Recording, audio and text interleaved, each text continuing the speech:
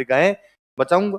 रघुकुल रीत सदा चली आई, बचन न जाए। तो 3 फेरे छोड़ के बाबूजी वहां से धांधल जी पे जाते तब तो क्या ही फूट रहे होते हैं, है ना। फिर तो अपने मारवाड़ी एकदम प्योर जैसी ब्यूटियां होती है वैसे ही होते हैं। पर मम्मी पे गए तो थोड़े ठीक हुए। अब वो माँ के साथ में अपने उस महल में रहते बाबूजी।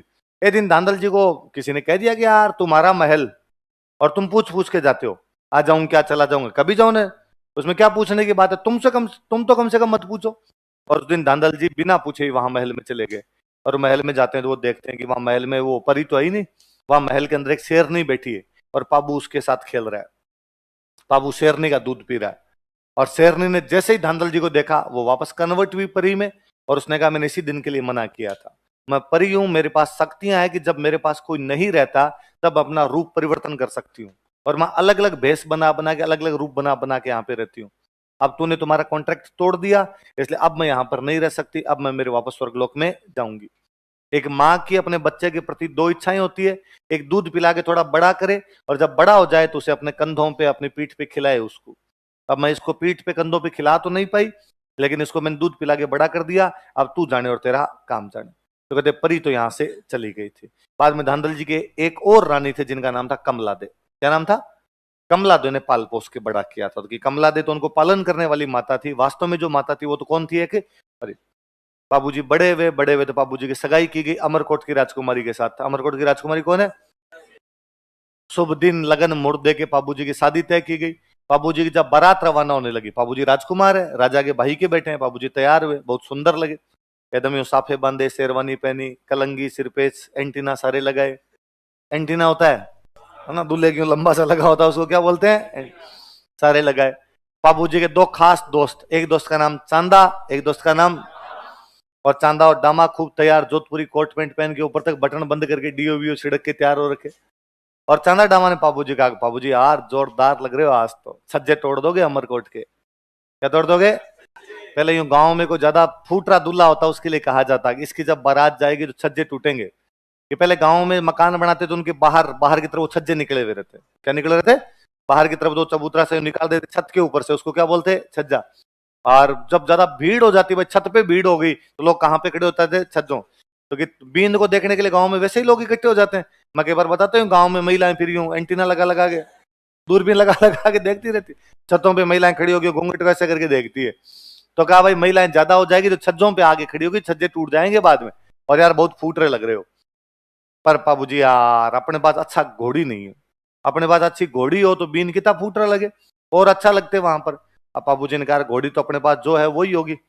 तो चांदा और डामा ने कहा यार बाबूजी, अपने गांव में एक देवल नाम की महिला है, देवल नाम के एक चारण महिला थे, और उनके पास में घोड़ी है, जिस घोड़ी का नाम क्या है? केसर।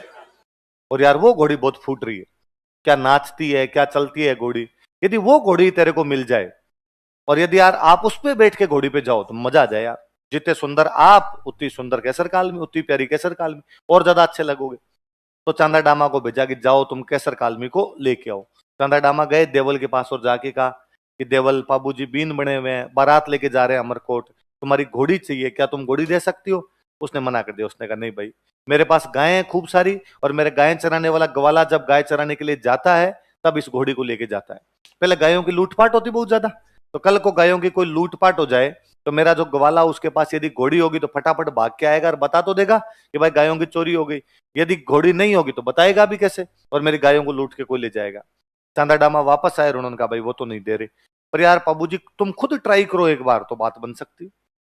बाबूजी खुद दूल्हे की वेशभूषा में कह रहे, जाका माँ देवल, आपकी घोड़ी की इतनी चर्चाएं हैं, मुझे घोड़ी दे दो तो अपना अच्छा लगेगा, मारवाड़ का अच्छा लगेगा, मैं अच्छा लगूंगा, और हम जल्दी ब्याह करके वापस आ जाएंगे, तुम्हें तुम्हारी घोड़ी वापस दे देंगे। देवल ने कहा जल्दी तो कैसे आ जाओगे, यहाँ से अमरकोट जाने में 2-3 महीने लगेंगे, आने में को 2 महीने लगेंगे, बारातें धीरे धीरे जाती भाई, इतनी लंबी चौड़ी बारात होती, बीच में घोड़े रोके, फिर आगे चले, फिर आगे चले, फिर बारातें पहले जाती तो महीना महीना रुक जाया करती थी। तो बारात वहां जाएगी, रुकेगी, तुम यूं 3-4 महीनों में वापस आओगे, तब तक तो मेरी गायें लूट के कोई ले जाएगा पीछे से। बाबूजी ने कहा कि तुम चिंता मत करो, हम यहाँ से तेज गति से जाएंगे, तेज गति से वापस आएंगे, वहां पर ब्याह वाले दिन के अलावा हम रुकेंगे नहीं, जितनी ब्याह की रस्में वो खत्म हुई उसके बाद हाथों हाथ आ जाएंगे। और यदि बीच में भी हम यहाँ से जा रहे हैं और तुम्हारे गायों की लूटपाट हो जाए, तुम मेरे पास एक समाचार भेज देना, मैं बीच में ही आके तुम्हारे गायों की रक्षा करूंगा। मैं बारात लेके जाऊंगा ही नहीं, शादी करने जाऊंगा ही नहीं। मैं वहां पहुंच गया, वहां जाने के बाद मैं तोरण मार रहा हूं और मुझे समाचार मिला कि तुम्हारी गायों की लूटपाट हो गई, मैं तोरण मारना छोड़ दूंगा, जाऊंगा। मैं खाना खाता हुआ तो मैं खाना खाना छोड़ दूंगा, मैं फेरे लेता हुआ तो मैं फेरे लेना भी छोड़ दूंगा, तुम्हारी गायों की रक्षा पहले करूंगा। तो ठीक है। तो उसने देवल ने दे दी, भाई लेके चले जाओ। बाबूजी यहाँ से अमरकोट पहुंचे तो कहते वो घोड़ी वाकई बहुत सुंदर थी। और घोड़ी जब वहां तो अमरकोट में चारों तरफ ऐसी बातें, मारवाड़ वाले गैर सब तरफ बातें करेगा, हमारी जैसी घोड़ी देगी, कैसर काल में जैसी घोड़ी देखी, घोड़ी बहुत सुंदर नाचे। अमरकोट वालों को भी यूं बड़ा अजीब सा लगेगा, यार ठीक है तो घोड़ी की तारीफें कर रहे हैं। तो अमरकोट वालों ने कहा बाबूजी को कि इतनी क्या घोड़ी की तारीफ कर रहे हो, हमारे घोड़े के साथ दौड़ करवा के देख लो। पहले ये बारातें लेके जाते तब दौड़ करवाना और कुश्तियां करवाना और ऐसे काम हुआ ही करते थे। तो लोग दौड़ करवा के देख लो इसके साथ में। तो कहा हाँ करवा लो बोले दौड़, पर आज नहीं करवाएंगे, 3-4 दिन बाद करवाना दौड़। क्यों? आज तो हमारी घोड़ी थकी हुई है। तो उनका डर गए बस। पाबू जी ने कहा डरने वाली बात नहीं, जयकांत सिकरेगा, ईगो हट मत करो, आप आज ही करवा लो बोले। और कहते पाबू जी अपने कैसर कालमी पे बैठते हैं, पाबू जी का एक साड़ा अपने घोड़े पे बैठता है, दौड़ करवाते हैं और कैसर कालमी उस घोड़े को तो कहीं पीछे छोड़ देती है। अब चारों तरफ और बात है कि यार कैसर कालमी इतनी अच्छी। तो पाबू जी जब तोरण मारने के लिए वहां पर पहुंचे तो उन्होंने तोरण ऊंचा बांध दिया। तोरण समझते तो तोरण ऊंचा ऊंचा बांध दिया। वैसे भी आपने हिंदी पढ़ी होगी, तोरण मारना एक मुहावरा है जिसका मतलब होता है शक्ति प्रदर्शन करना। क्या मतलब होता है? पहले क्या है, राजकुमारियों की जब शादी होती तो बारात कई बार एक राजकुमारी के लिए 2-3 जने ब्याह करने आ जाते, तो वो तोरण बाद में ऊंचे बांधते और कहते जो राजकुमार ऊंचा तोरण मार देगा उसके साथ क्या कर देंगे, शादी। इसलिए वो बाद में मुहावरा ही बन गया कि अभी भी गांव के अंदर कोई आदमी कहे कि मैंने ये कर दिया मैंने वो कर दिया, तो गांव वाला कहता है चुप रहे, कौन से तोरण मार के आए थे। कि तोरण मारना मतलब क्या है, शक्ति प्रदर्शन करना। तो तोरण बहुत ऊंचा बांधा। बाबूजी ने देखा, बाबूजी को लगा यार घोड़ी के ऊपर खड़े भी हो जाए ना तो तोरण नहीं लगे, इतना ऊंचा तोरण बांधा है। और अमरकोट वालों ने कहा मार देखे, आज तोरण मार दोगे तब तो ब्याह करके चले जाओ और वरना रवाना हो यहाँ से। बाबूजी लगा ये तो बेइज्जती है यहाँ आने के बाद में। तो वो बाबूजी यूं कैसर कालमी के हाथ फेरते हैं और कैसर कालमी को यूं कहते हैं जैसे आज इज्जत तेरे हाथ में, कि आज यदि तू यहाँ पे तोरण मरवा देगी तब तो ठीक है, और आज यदि तोरण नहीं मरवा पाई तो अपनी क्या हो जाएगी, बेइज्जती। कि मत ना लजाए आज राठौड़ारी जातड़ी, कैसर मत ना दीजिए थारो मारो पोत, मत ना लजाए आज राठौड़ारी जातड़ी। ये कैसर आज तेरा और मेरा दोनों का भेद मत दे देना, आज मारवाड़ वाले राठौड़ों को यहाँ पे लज्जित मत कर देना। कैसर ने कहा तुम चिंता ही मत करो, जो ढोल बजाए। तो बाबूजी वो जो ढोल बजाने वाला लड़का था उसको कहते हैं कि ढोली रा छोरा तू तो मदरो ढोल बजा, मदरा मतलब धीमे धीमे। कोई ढोल रे धमाके मारे कैसर घोड़ी नाच सीगी, तुम्हारी ढोल के धमाके पे कैसर नाचेगी। वो कैसर नाचती है, नाचते नाचते बाबूजी उसकी लगाम खींचते हैं, कैसर अपने पिछले दोनों पैरों पे खड़ी हो जाती है, अगले दोनों पैर हवा में ले जाके उसके ऊपर टांग देती है कंगूरे पे एकदम, कि जो गढ़ था उस गढ़ के एकदम उस दीवार पे ले जाके लटकाती है। वो बाबूजी आराम से घोड़ी पर बैठे बैठे तोरण मारते हैं। घोड़ी वापस जब पैर नीचे खींचती है तब गड्ढ की ईंटें साथ में लेके आती है अपने। अब तो यूं चारों तरफ हो रहा है कि यार इतना तकड़ा यूं तोरण मारा। और बाबूजी की तो मैंने कहीं कहानी पढ़ी थी, उस कहानी में ये बातें थी कि ये सब देख के फूलमदे की जो सहेलियां थी वो जल भुन गई। फूलमदे को जब ये समाचार मिला तो फूलमदे बड़ी राजी हुई और फूलमदे को लगा मेरे आला सरदार। है ना, उसको लगा कि यार बार सहेलियों ने आके कहा अरे क्या जोरदार तोरण मारा है, कितने फूट रहे हैं बाबूजी। अब बाबूजी फेरों में आके बैठे, बाबूजी ने 3 फेरे लिए। कितने फेरे लिए? इतने में देवल वहां पे बाल बिखेरे हुए गालियां निकालते हुए फेरों में ही आ गए।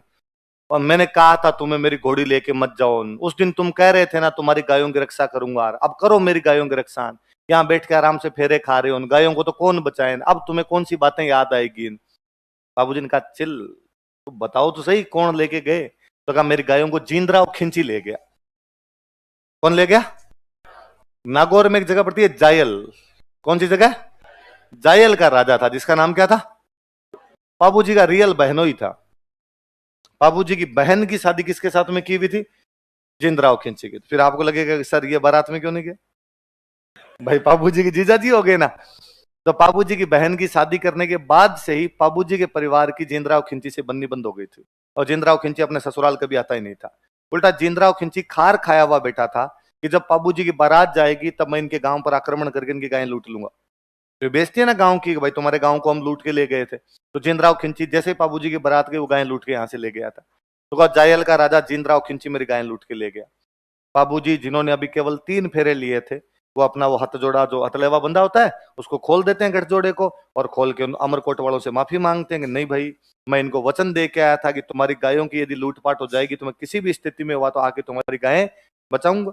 रघुकुल रीत सदा चली आई, वचन न जाए। तो 3 फेरे छोड़ के बाबूजी वहां से आते हैं, जींद्राव खिंची के साथ लड़ाई करते हैं। कहानी सुनाने वाला कहता है कि नहीं भाई रे, ये तो विधाता के लेख है, ये तो पहले से तय था कि बाबूजी कितने फेरे लेंगे, कि कैसे। तो फिर कहानी सुनाने वाला कहता है कि राम लक्ष्मण जब वनवास में गए हुए थे, राम लक्ष्मण सीता जब वनवास में वहां वन के अंदर रह रहे थे, तो एक दिन वहां पे राम जी के पास में रावण की बहन आती है शूर्पणखा। कौन आती है? तो शूर्पणखा के लिए कहा जाता है कि शूर्पणखा बेहद सुंदर थी, अपने टाइम की मिस श्रीलंका थी।